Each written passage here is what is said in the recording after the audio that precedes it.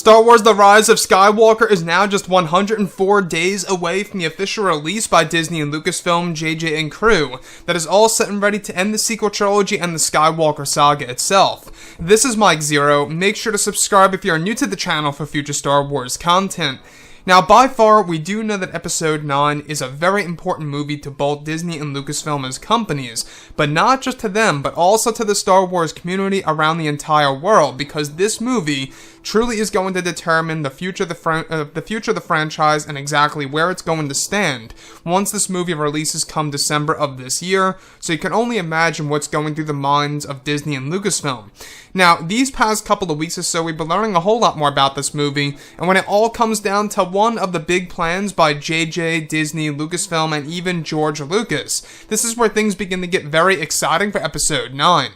Now, specifically, what's really intriguing about all of this is that it's explained that during the rewrites of the film for the months of November and December of 2018 is when George Lucas was significantly involved in adjusting the second and third acts of the film. Now, it's explained that one of the sequences that were planned for reshoots involved a scene that would require Hayden Christensen, where one of the sequences would involve Anakin's Force Ghost reaching out to Kylo Ren during his battle against Palpatine and guiding him as he fights with the Skywalker lightsaber. It said that this is planned to be done through dialogue of Anakin's Force Ghost guiding Ben Solo as he fights Lord Sidious alongside Rey to destroy the Sith once and for all. Another sequence planned is said to involve a moment in which one of the sequences would require Hayden to shapeshift from his younger self to his older self as Anakin Skywalker as he walks closer to both Rey and Kylo during their time in the netherworld of the Force that is initiated by Luke Skywalker. The sequences are said to be very powerful and emotional for the fans, and that J.J. Abrams worked very close with George Lucas on writing in the idea of it all. So let's go over a couple of parts about this. Now, we do know that Episode 9 is going to be a film that's going to add new mediums to the franchise. We are talking about the wills, pretty much flash fights, the netherworld, the Force, all of these different things that are going to be taken from Star Wars legends and used in different ways by Disney and Lucasfilm is truly exciting, to be honest. Now, the great thing about Episode 9 so far is that there will be a lot of connections to the prequels and the originals, and that we are truly going to see exactly how JJ is going to utilize all of this into one big epic movie. Now, of course, Kelly Marie Tran said that this movie is very, very long, which could really indicate that it's either close to 3 hours or maybe just above 3 hours, similar to Avengers Endgame. Now, with that being said,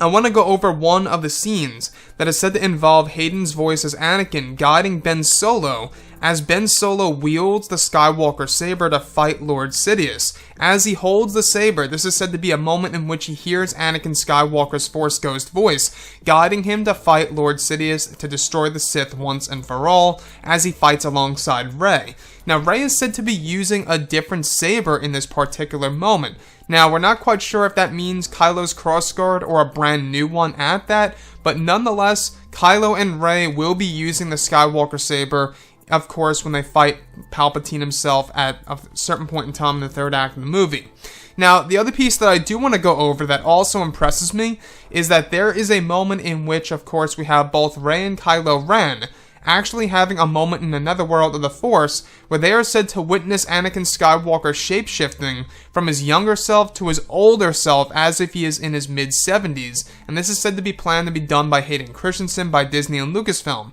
Now, what I like about Episode 9 so far is that they really are and truly are trying to make this movie a very magical film that connects to the mythology of Star Wars, everything related to the Force, the Jedi, and the powers of it all. And I think that when we look at Palpatine, a prime example of all of this is going to be demonstrated in The Rise of Skywalker to tell us exactly and truly how he lived on for so very long. Now, Episode 9, like I've always stated before in the past, is that this movie by JJ, he said it's going to be very emotional, very much action-packed, a lot of sacrifices and losses will come along in this movie, and it's going to be an all-out war and a war to end all wars. Hence why there are going to be 3 different factions in Episode 9. You have the First Order, you got the Resistance, and you got the new Sith Empire that is being led by Palpatine himself, and how Palpatine eventually wants to recruit both Rey and Kylo Ren, hence why he tries to turn them to the dark side within the third act of Episode 9.